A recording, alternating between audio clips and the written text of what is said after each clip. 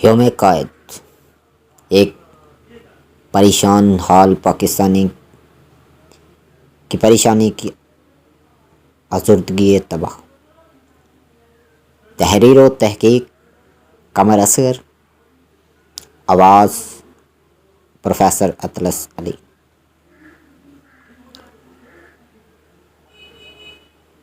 یہ تحریر پیش کر رہے ہیں اطلس علی آفیشیل سے. سماعت فرمائیں.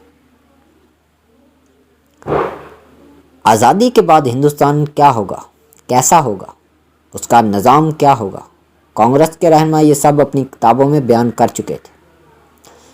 جواہر لال نہرو خود کئی کتابوں کے مصنف تھے اور گاندھی بھی اپنے نظریات اپنی کتابوں اور تقریروں میں بیان کر چکے تھے. 1949 میں بھارت کا متفقہ دستور ریاست عظیم ماہر معاشیات اور پہلے وزیر قانون ڈاکٹر بھیم راؤ امبیڈکر کی سربراہی میں مرتب کر لیا گیا. امبیڈکر چونکہ دلت تھے، ہندوستان کی دیکھا دیکھی یہاں مسلم لیگ نے بھی ایک دلت ہندو جوگندر ناتھ منڈل کو پاکستان کا پہلا وزیر قانون بنایا، جس کا حال یہ ہوا کہ اس کو پاکستان چھوڑ کر دوبارہ ہندوستان جانا پڑا، جہاں اس کی باقی زندگی گزری اور وہیں انتقال ہوا.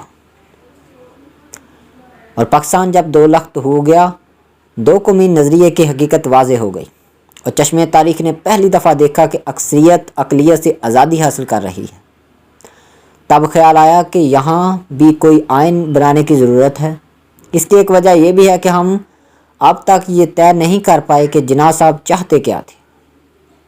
اس کی ایک وجہ یہ ہے کہ جناح صاحب کے بیانات ہر نظریے کے حق میں مل جاتے ہیں، سیکولرزم کے حق میں بھی اور اسلامی ریاست کے حق میں، کمیونزم کے حق میں بھی اور جدیدیت کے حق میں بھی. لیکن جب بھی ان سے ان کی تفصیلات پوچھی جاتی تو وہ کسی بھی چالاک سیاستدان کی طرح مبہم سے جملے بول دیتے جسے بعد میں کسی بھی رخ موڑا جا سکے. مثلا ایک جگہ وہ کہتے ہیں ہمارا آئین قرآن ہوگا. اب قرآن آئین کیسے ہے؟ کیا مولانا ابوالکلام ابوالعلا مودودی کی سیاسی تشریح اسلام کے تحت کوئی آئین وضع کیا جائے گا یا سر سید یا دیگر روایتی علماء کے نقطۂ نظر کو اختیار کیا جائے گا؟ اس نظام اور ریاست کے خد و خال کیا ہوں گے؟ اس پر وہ کبھی کوئی بات نہیں کرتے تھے. اگر جدیدیت تو جدیدیت سے کیا مراد ہے اس کو بھی کبھی واضح نہیں کیا گیا. ایسے جملے صرف عوام کی توجہ حاصل کرنے کے لیے بولے جاتے تھے. پیروں گدی نشینوں تک کے پاس جا کر وہ ان کے مسلک کو نافذ کرنے کی بات کراتے تھے. انہوں نے کہا تھا I am a gambler and I have gamblered for it Pakistan. ان کا مقصد صرف ایک ملک لینا تھا، بعد میں کیا ہونا ہے یہ ان کا سر درد نہیں تھا اور نہ ہی انہوں نے اس میں دلچسپی دکھائی. ان تضادات میں موافق پیدا کرنے کے لیے لوگ جناح صاحب کے ان بیانات میں سینتھسز کی راہ ڈھونڈتے ہیں کہ اگر اتنا بڑا رہنما اس قسم کے بیانات دے رہا ہے تو اس کے پیچھے ضرور کوئی نظریہ ہوگا جسے تلاش کر کے ایک مرتب صورت میں پیش کیا جانا چاہیے. اس کوشش سے جو تصویر بنتی ہے اس سے جناح صاحب ایک قائد اعظم کی صورت میں ظاہر ہوتے جو ایک ویژن رکھتا ہے اور ایک عظیم نظریہ ساز آئیڈیالوگ ہے جو یا تو اسلام کی کسی ایسی تعبیر کا قائل ہے جو سیکولرزم سے مطابقت رکھتی ہو یا بالکل ہی مخالف سمت کھڑا ہے. لیکن میں سمجھتا ہوں کہ یہ کوشش فضول ہے جو جناح کی شخصیت سے متعلق صرف کچھ مفروضوں پر مبنی ہے جن کی بنیاد ان خواہشات پر ہے کہ یہ لوگ اپنے قائد کو کس طرح دیکھنا چاہتے ہیں. اگر ہم اپنے قائد کی شخصیت کے سحر سے باہر آ جائیں اور یہ کوشش ترک کر دیں تو معلوم ہوگا کہ وہ صرف ایک چالاک سیاستدان کے علاوہ اور کچھ نہ تھے اور اپنے مقصد کے اصول کے لیے کچھ بھی بول دیتے تھے. وجہ اگر وہ کوئی اتنے ہی بڑے اسلام کے سپاہی تھے تو مولانا مودودی اور مولانا آزاد جیسے صاحب تفسیر علماء جناح اور پاکستان کے مخالف کیوں تھے؟ اور مولانا مودودی کو تو پٹھان کوٹ میں آباد ہی خود علامہ اقبال نے کیا تھا کہ وہ اسلام کی درس و تدریس کا کام کریں اور وہ تاریخ کے ان لوگوں میں سے تھے جنہوں نے سب سے پہلے دین کی سیاسی تعبیر کی اور ایک اسلامی ریاست کے قیام کی بات کی. وہ کوئی روایتی طرز کے مولوی بھی نہیں تھے بلکہ انگریزی سائنس، فلسفہ، سیاسیات اور معاشیات پر مکمل عبور رکھتے تھے۔ تو اگر پاکستان کو ایک اسلامی ریاست ہونا تھا اور یہ اقبال کے خواب کی تعبیر تھی، تو مودودی جیسا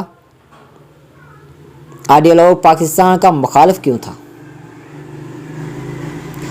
اور اگر کانگریس اسلام اور مسلمانوں کی اتنی ہی بڑی دشمن تھی تو مولانا آزاد اس کے صدر کیوں تھے اور دوسرے اکابر علماء اس کے ممبران؟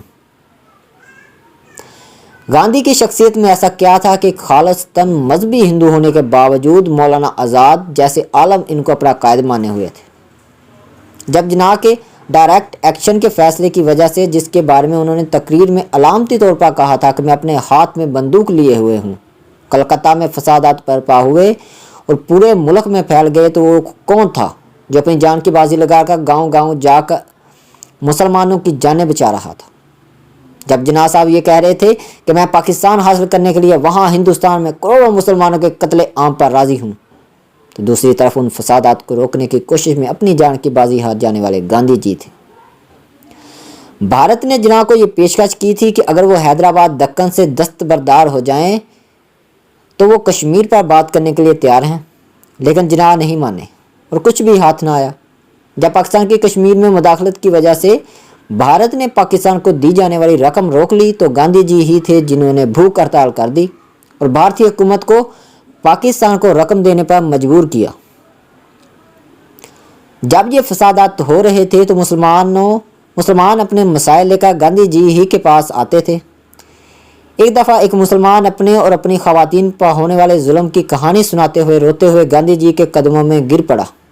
انہوں نے یہ کہہ کر حوصلہ دیا کہ مسلمان اللہ کے علاوہ کسی کو سجدہ نہیں کرتا،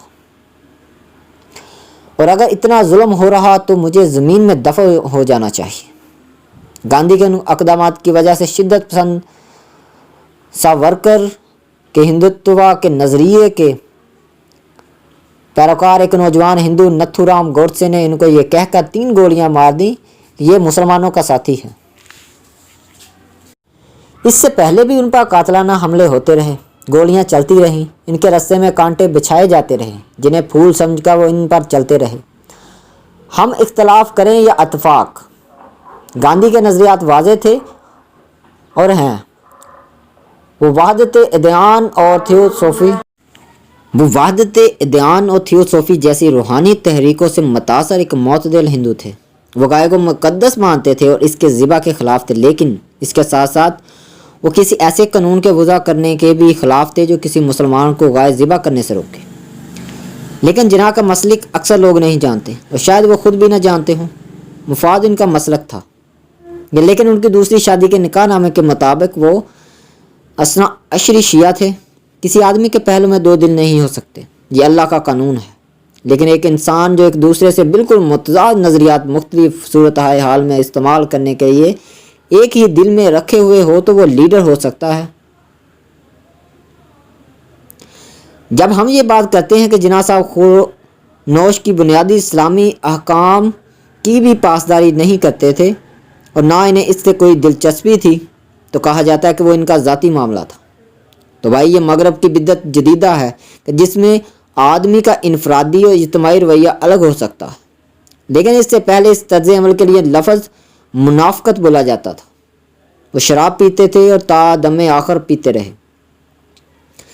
جناح کی زندگی پر سب سے مقبول اور اسٹینلے والپرڈ کی کتاب جناح آف پاکستان پر ضیاء الحق نے اس لیے پابندی لگا دی تھی کہ اس میں ان کے اعضاء کے زبانی ایسے واقعات اور حوالے نقل کیے گئے ہیں کہ جن کے مطابق جناح صاحب کو ہیم ہینڈ سینڈوچز بہت پسند تھے۔ گاندھی جس چیز کا پرچار کرتے تھے اس پر عمل بھی تھے۔ وہ اپنے مذہب میں بیان شدہ اصولوں کے پابند تھے۔ وہ شراب نہیں پیتے تھے۔ مسلم لیگ کو جن علاقوں سے ووٹ ملتے بھی تھے ان میں سے اکثر آج کے پاکستان کا حصہ نہیں ہے۔ مثلا اگر پنجاب ہی کو دیکھ لیں تو یہاں یونینسٹ پارٹی جیتا کرتی تھی اور یہ سب جاگیردار تھے۔ ان کو یہ خطرہ تھا کہ اگر سوشلسٹ رجحان رکھنے والے کانگریس غالب آ جاتی تو ان سے ان کی جاگیریں چھین کر غریبوں کی ملک کر دی جائیں گی، اور مسلم لیگ نے ان کو اسی نظام کے تحفظ کا یقین دلایا جس سے پاکستان مسلم لیگ کی جھولی میں آن گرا۔ لیکن بات یہاں ختم نہیں ہوئی۔ दूसरी तरफ से ये बहस की गई कि अगर मज़हब की बुनियाद पर मुल्क तकसीम हो सकता है तो सूबा क्यों नहीं। इसी के नतीजे में पंजाब और बंगाल की तकसीम हुई और खून की नदियां बहीं कि शायद ही इस ज़माने की आँख ने देखी। इस बात के बाद ये समझना ज़्यादा मुश्किल नहीं है कि क्यों आज तक हम अशराफी और जागीरदारों के चुंगल में हैं। बंगाल, जिसका पाकिस्तान के साथ इल्हाक भी अजब ड्रामा था और पाकिस्तान की आबादी का 55% था, वहाँ जाकर कहना कि तुम्हारी कौमी ज़बान उर्दू हो, सिर्फ उर्दू होगी, कहाँ की अक्लमंदी है। पाकिस्तान को इस्लाम का किला बनाया जाता है, बताया जाता है, लेकिन अंग्रेज़ इतने भी कच्चे नहीं थे कि अपनी महकूम कौम को एक किला बनाकर दे दें।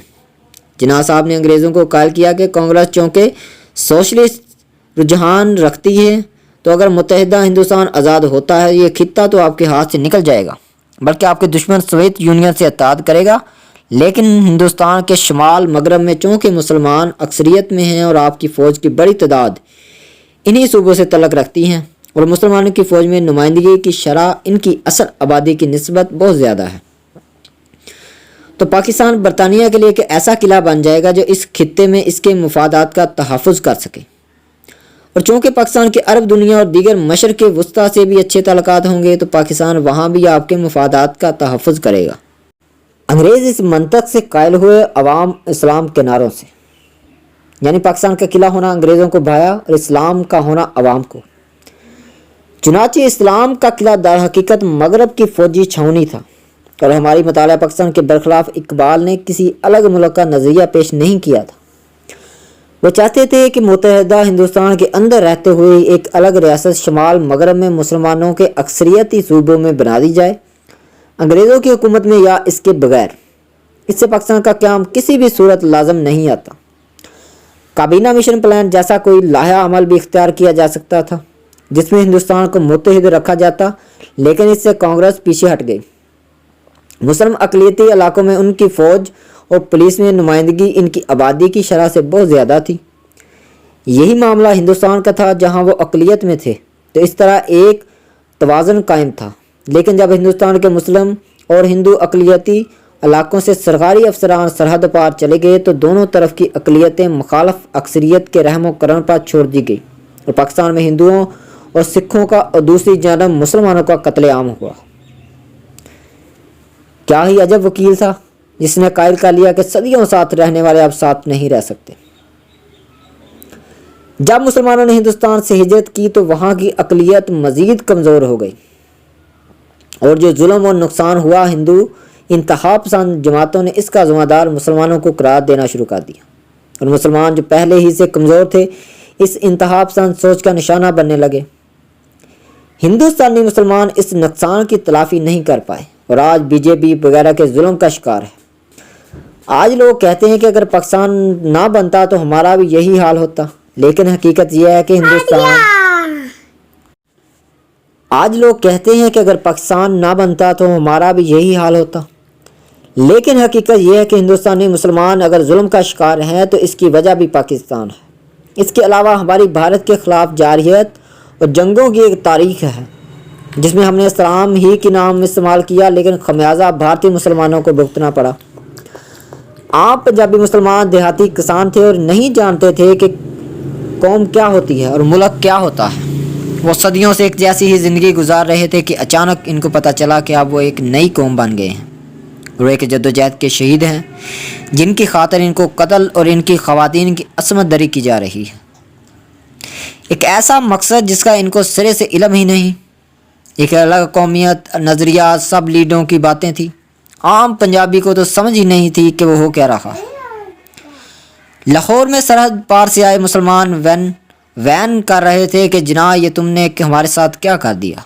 अमृता प्रीतम ने आम लोगों के दुख दर्द और अंदरनाक हालात की तर्जमानी इन अल्फाज में की है। अज आखा वारिस शाह नूं कि तो कबरां विचों बोल ते अज किताबे इश्क दा कोई अगला वर्का फोल। एक रोई सी धी पंजाब दी तू लिख लिख मारे वैन, अज लखां दियां रोंदियां तीनों वारिशा कैन। उठ दर्दमंदां ते दर्दिया ते देख अपना पंजाब, अज बेले लाशां विछियां ते लहू दी भरी चनाब।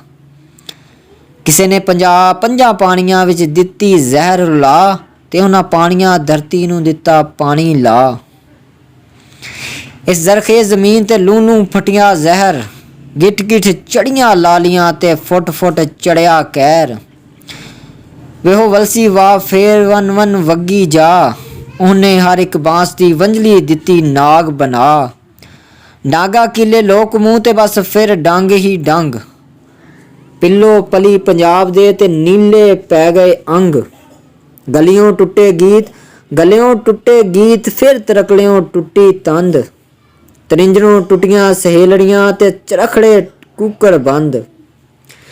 ਸੁਨੇ ਸੇਜ ਦੀ ਬੇੜੀਆਂ ਲੁੱਡਣ ਦਿੱਤੀਆਂ ਰੋੜ, ਸੁਨੇ ਸੇਜ ਦੀ ਬੇੜੀਆਂ ਲੁੱਡਣ ਦਿੱਤੀਆਂ ਰੋੜ। ਸੁਨੇ ਡਾਲੀਆਂ ਪੀਂਗਜ ਪੀਲਾਂ ਦਿੱਤੀ ਤੋੜ, ਪਿੱਪਲਾਂ ਦਿੱਤੀ ਤੋੜ। ਜਿੱਥੇ ਵੱਜਦੀ ਸੀ ਫੂਕ ਪਿਆਰ ਦੀ ਉਹ ਵੰਝਲੀ ਗਈ ਗਵਾਚ, ਰਾਂਝੇ ਦੇ ਸਭ ਵੀਰ ਅੱਜ ਭੁੱਲ ਗਏ ਉਸ ਦੀ ਜਾਚ। ਧਰਤੀ ਤੇ ਲਹੂ ਵਸਿਆ ਤੇ ਕਬਰਾਂ ਪਈਆਂ ਚੋਣ, ਪ੍ਰੀਤ ਦੀਆਂ ਸ਼ਾਹਜ਼ਾਦੀਆਂ ਅੱਜ ਵਿੱਚ ਮਜ਼ਾਰਾਂ ਰੋਣ। ਅੱਜ ਸਭੇ ਕੈਦੋ ਬਣ ਗਏ ਤੇ ਹੁਸਨ ਇਸ਼ਕ ਦੇ ਚੋਰ, ਅੱਜ ਕਿੱਥੋਂ ਲਿਆਈਏ ਲੱਭ ਕੇ ਵਾਰਿਸ ਸ਼ਾਹ ਇੱਕ ਹੋਰ। ਅੱਜ ਅੱਖਾਂ ਵਾਰਿਸ ਸ਼ਾਹ ਨੂੰ ਕਿਤੋਂ ਕਬਰਾਂ ਵਿੱਚੋਂ ਬੋਲ, ਤੇ ਅੱਜ ਕਿਤਾਬੇ ਇਸ਼ਕ ਦਾ ਕੋਈ ਅਗਲਾ ਵਰਕਾ ਫੋਲ।